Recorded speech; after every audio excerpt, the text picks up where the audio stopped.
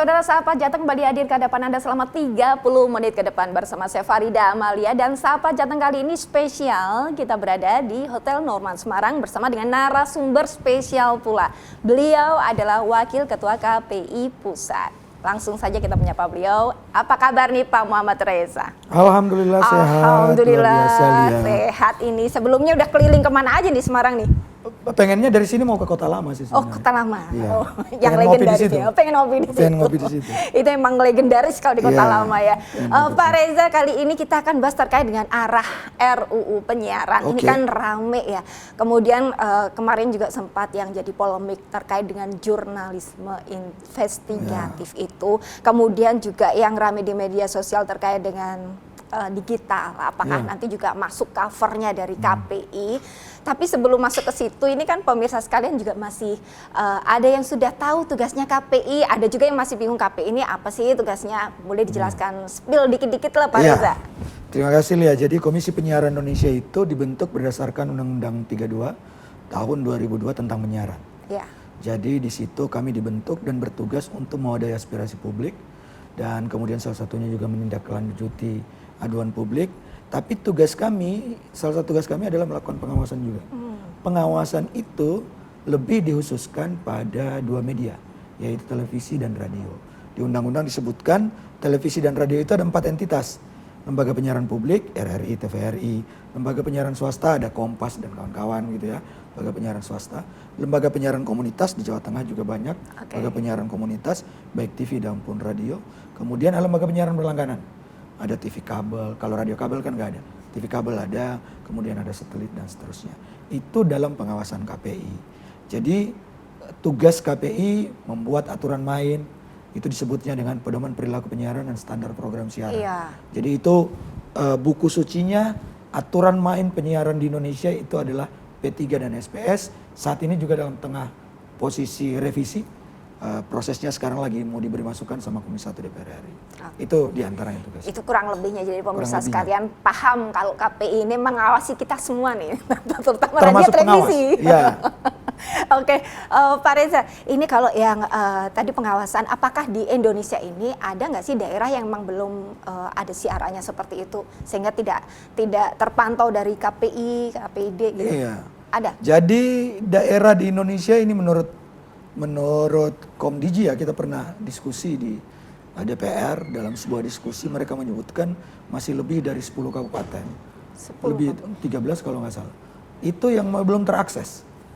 Masih ada banyak daerah di Indonesia yang belum punya akses untuk menikmati siaran. Baik siaran dari televisi ataupun radio. Bayangkan kita udah mau berapa puluh tahun merdeka, dan kita masih ada daerah yang belum merdeka, daerah-daerah yang tidak menerima televisi dan radio. Lembaga penyiaran itu paling banyak lembaga penyiaran swasta tentu saja ada di ibu kota dan sekitarnya. Tidak mungkin biasanya dia ada di daerah-daerah kabupaten yang punya penduduk sedikit. Nah, memang itu menjadi tugas negara. Negara dalam hal ini kami sering menyampaikan kepada lembaga penyiaran publik. Dalam hal ini TVRI dan RRI untuk kemudian memberikan akses. Saya ingat sekali di timur Indonesia, saya pernah diskusi tentang TV digital. Salah satu kepala dinas itu pernah angkat, kita lagi diskusi, dia lagi bengong sendiri gitu. Terakhir saya tanya, Bapak kira-kira mengerti apa yang saya diskusikan? TV digital. Kata dia, TV digital. Dia bilang, saya mengerti, yang saya tidak mengerti adalah yang Anda sampaikan itu, sinyalnya itu belum sampai ke kami. Oh.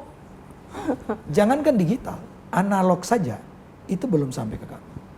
Saya juga paham misalnya di Jawa Tengah, belum semua daerah itu tercover oleh siaran terestrial. Makanya kemudian ada yang di cover quote and quote menggunakan telekomunikasi, dalam hal ini sinyal handphone.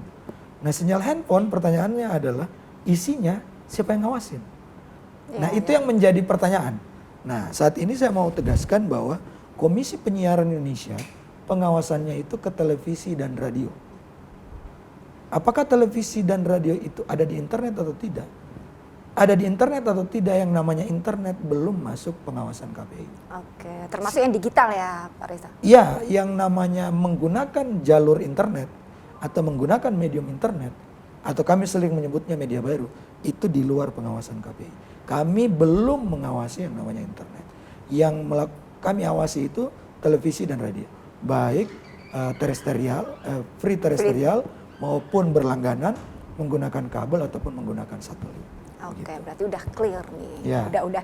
Meskipun memang ada beberapa daerah, tadi 10 ya kurang lebih yang disampaikan di atas Pak 10 Reza. yang di atas 10 yang belum tercover itu ya. Semoga nanti ada perbaikan lah.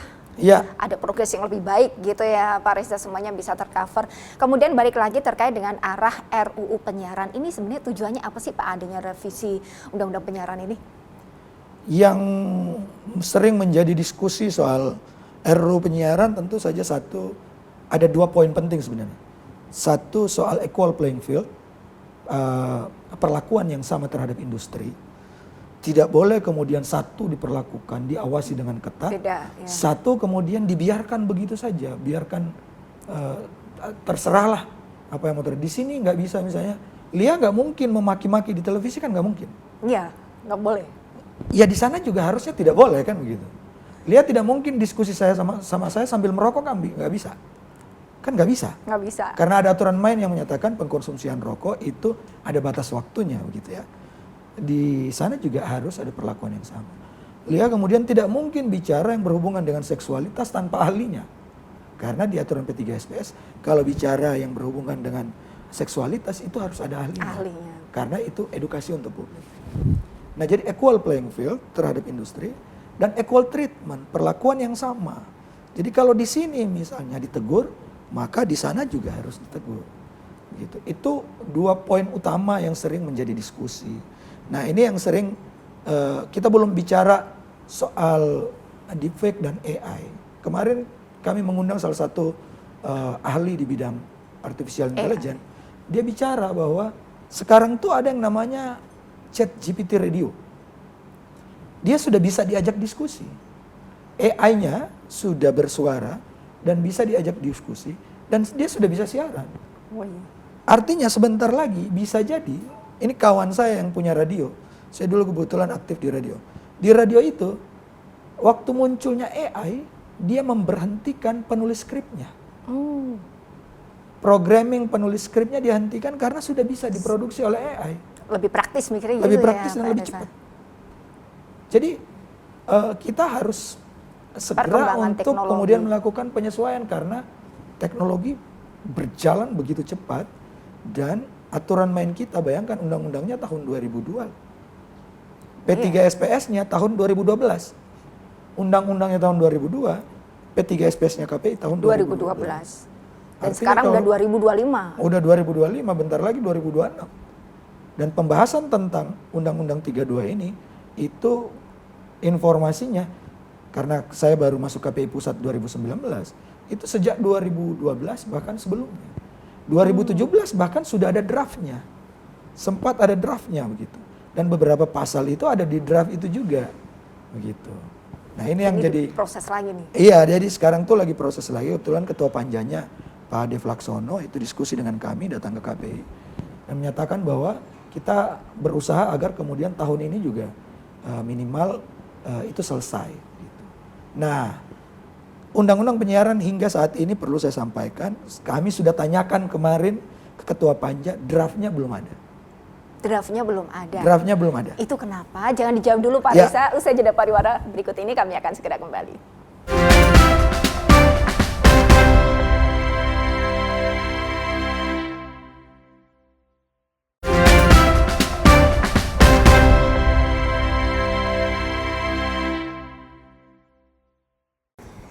Ya, terima kasih pemirsa, Anda masih bersama kami dalam program Sapa Jateng. Langsung saja kita lanjutkan perbincangan yang menarik tadi yang sempat terjeda nih Pak Reza, ini terkait dengan draftnya. Ternyata draftnya ini belum ada. Ini kenapa nih Pak? Nah kami juga sudah tanyakan gini, masyarakat juga harus tahu, publik juga harus tahu, yang buat undang-undang itu ada 2. Satu bisa jadi inisiatif pemerintah, yang kedua inisiatif DPR. Undang-undang penyiaran, bukan KPI ya. Undang-undang penyiaran itu inisiatif DPR. Tahapannya setelah dibikin draft, kemudian ditetapkan draftnya, dibawa ke balik, kemudian diharmonisasi, dan ditetapkan draftnya. Setelah ditetapkan sebagai draft, kemudian diserahkan kepada pemerintah untuk kemudian diberikan masukan, ke KPI juga untuk diberikan masukan. kemudian masukan-masukannya disampaikan lagi kepada DPR, baru kemudian tetapkan menjadi undang-undang. Nah saat ini draftnya belum ada. Secara resmi saya harus sampaikan Komisi Penyiaran Indonesia Pusat hingga saat ini belum menerima draft undang-undang penyiaran. Kemarin itu beredar namanya bahan rapat. Kami juga sudah baca. Yang ramai itu ya. Yang Pak ramai Reza. itu soal ada beberapa pasal di situ yang diramaikan. Tadi itu ada bahan rapat. Nah, karena kami belum menerima, kami belum bisa kasih masukan. Bahwa KPI pernah memberikan masukan, pernah. Begitu. Tapi kami tidak seperti yang dituduhkan begitu. Cuma sudahlah, namanya juga ketika orang mempersepsi tidak ada masalah. Iya, karena udah beredar ini udah ya. beredar di Pak Reza mana-mana, ya. bahkan waktu itu ada menteri yang kemudian celetuk di salah satu program, saya sampai datang ke menteri itu bertanya apa maksudnya, karena dalam diskusi bukan seperti itu. Begitu. Nah, memang pada waktu itu berarti ada yang miss ini. iya, ada yang miss lah. Tapi nggak apa-apa. Kemarin kami sudah ketemu Ketua Panja, kami tanya, Bang Dev, sudah ada draftnya atau tidak? Belum. Clearnya adalah saat ini DPR Komisi 1 sedang belanja masalah. Termasuk ke KPI, datang ke KPI, mengundang banyak pihak, ATVSI, PWI, JTI, AJI, ATVNI, ATVLI, PRSNI, semua dikumpulin. Mau kemana nih undang-undang penyiaran? Arahnya.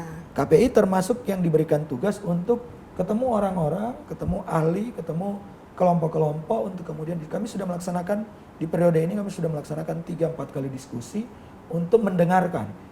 Termasuk tadi soal AI. Dia mendengarkan itu, kalau kita menjelaskan detail lagi soal AI, deepfake misalnya. Kemarin deepfake itu bahaya sekali. Iya, betul. Ada kasusnya Ada juga. kemudian presiden kita Ya, bisa bahasa Cina. ada kasusnya tuh. Dipakai bahasa itu sangat berbahaya. Itu sangat berbahaya deepfake. Jadi Kompas tidak mungkin bikin deepfake. Tapi orang-orang itu bisa pakai logo Kompas, mereka bisa bikin deepfake. Dan itu kejadian beberapa TV yang kemudian terkena hal seperti itu, mereka dibully di ruang-ruang publik di internet, padahal mereka tidak melakukan itu begitu. Nah ini banyak terjadi gitu. Sehingganya satu tadi draftnya belum ada. Kemudian soal apa tadi? Soal polemik ya. Iya, polemik yang menjadi jurnalis investigasi. Nah gini, kami harus tegaskan bahwa P3 SPS kami itu pun sangat patuh pada undang-undang pers. Saya sering ketemu teman-teman di Dewan Pers. Bahkan kemarin saya ikut pertemuan mereka tentang melindungi para jurnalis kita. Di sana kami diskusi dan kami sampaikan sekali lagi KPI sangat menghormati undang-undang jurnalistik, undang-undang pers, gitu ya. Undang-undang pers itu nomor 40 kami sangat menghormati itu. Tapi jika ditanya, apakah KPI mengawasi program siaran jurnalistik? Maka saya harus bilang KPI mengawasi program siaran jurnalistik. Saat tahun kemarin yang tertinggi program siaran banyak pelanggarannya ada program jurnalistik. Saya kasih contoh ya. Beritanya bagus. Dia melakukan penggerebekan dengan polisi, dia ikut penggerebekan polisi di kantor pinjol. Di kantor pinjol. Beritanya bagus, tapi di latar belakang ada situs porno di komputer itu lagi terbuka. Ada persenggemaan di situ, ada gambar-gambar orang bugil di situ. Dia lagi melaporkan, di belakangnya dia tanpa sadar itu ada itu. Jadi lagi reportase gini di belakangnya ada itu, dan itu terlihat jelas. Live ya itu. Dan itu live. Pada waktu itu kami beri sanksi. Waktu itu pemerintahnya malah sudah di Dewan Pers juga sekarang. Dan dia menyatakan memang ada kekeliruan karena tidak sempat. Biasanya kan wartawan kadang-kadang dikejar deadline segala macam. Iya, kita betul. memahami itu. Deadline durasi ini sudah jam segini harus naik. Deadline gitu. segala macam. Tapi kita tidak bisa memungkiri bahwa sekeliling itu kita. Itu keliru. Belum lagi perlindungan terhadap korban pelecehan seksual. Anak. Blur. Biasanya anaknya di blur. Tapi orang tuanya ditampilkan. Identitasnya ketahuan. Akhirnya kan identitas anak ketahuan. Yang kita ingin lindungi kan si anak korban ini. Biasanya orang tuanya di blur, anaknya di blur, rumahnya ditampilkan. Alamatnya juga. Alamatnya juga, sekolahnya juga. Iya, jadi terungkap. Iya. Yang paling parah kemarin, ketika terjadi masalah di salah satu pesantren di Jawa Timur, saya dapat telepon itu dari pesantren Tebu Ireng dari KPID Jawa Timur. Gara-gara apa? Kejadiannya bukan di situ, tapi ada gambar sekitar 5-7 detik suasana itu dikenali oleh orang tua sebagai suasana di pesantren Tebu Ireng. Padahal tidak ada hubungannya dengan pesantren itu. Nah waktu itu kami dihubungi, kami panggil lembaga penyiaran dan kami kasih teguran. Sampai seluruh redaksi itu datang ke pesantren Tebu Ireng minta maaf. Cuma gara-gara editornya mungkin udah capek, dia nyomot gambar pesantren, keambil Tebu Irengnya. Tebu Ireng. Padahal Tebu Ireng tidak ada sangkut Nggak ada pautnya sangkut dengan pautnya itu. dengan kasus itu. Nah, banyak kesalahan-kesalahan seperti itu yang kemudian di program siaran jurnalistik. Tapi bukan berarti di program siaran lain nggak ada. Ada program siaran non faktual kami menyebutnya, sinetron, infotainment apalagi. Ini kemarin banyak juga di infotainment yang kami berikan teguran bahkan penghentian program. Penghentian program. Itu Iya. kenapa kalau sampai berarti teguran keras dong berarti ya Iya, Pak saya. ya tentu saja karena ada beberapa yang kami tegur karena itu juga pengaduan banyak dari publik. Pengaduan banyak dari publik ada laki-laki yang berpakaian seperti perempuan, gayanya juga sudah seperti perempuan. Melambai-lambai gitu. Iya, dan kemudian sudah kami tegur 1-2 kali dan tetap melakukan, ya akhirnya kita hentikan program. Oke, Pak Reza, ini terkait dengan draft nantinya, itu berarti terkait dengan teknologi-teknologi yang saat ini berkembang, itu juga nanti include di situ atau tidak, kemudian pengawasan untuk yang digital ini nanti include atau tidak, usai jeda pariwara kami akan segera kembali.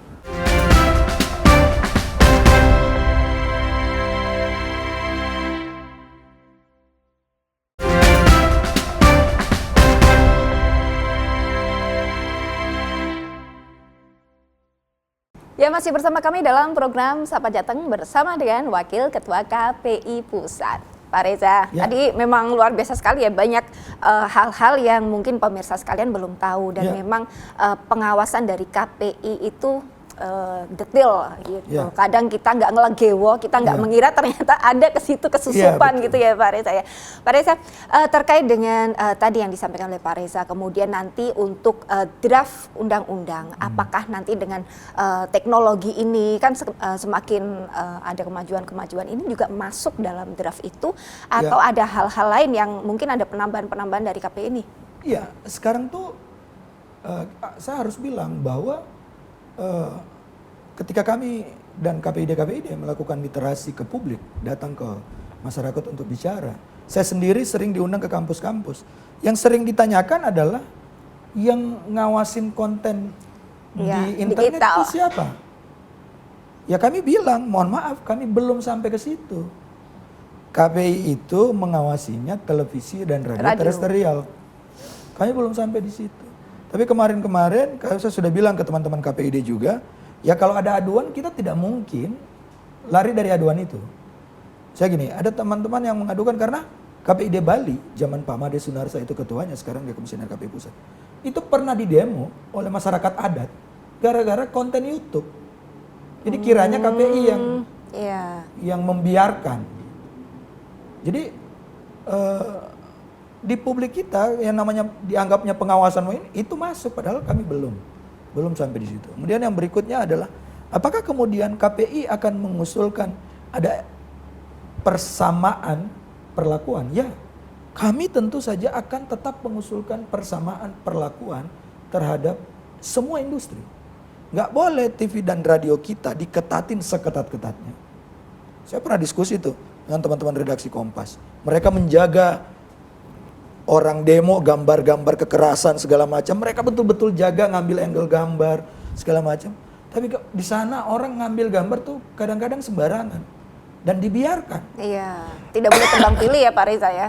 Saya tidak bisa komentar karena internet bukan wilayah kami kan. Tapi kemudian KPI ini pengen ke situ, enggak. Bukan KPI pengen sekali ngawasin internet, tidak, tapi kami ingin ada perlakuan yang sama.